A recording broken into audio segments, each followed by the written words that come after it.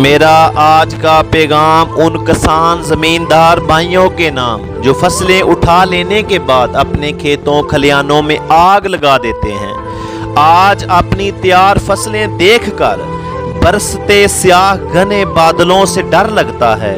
साला बारी का खौफ भी सोने नहीं देता। मगर इन्हीं ज़मीनों से, इसी कारखानाए कायनात में जब आप लोग अपनी फसलें उठा लेते हैं तो सिर्फ एक तीली से खेत को आग लगाकर चलते बनते हैं। कभी सोचा है दूसरी महलूक पर क्या गुजरती है?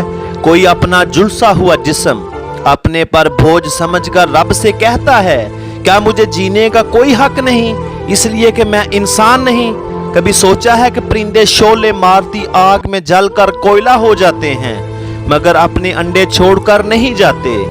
जब तुम खुदा की महलूक से जीने का हक छीनोगे तो तुम पर भी रहम नहीं किया जाएगा।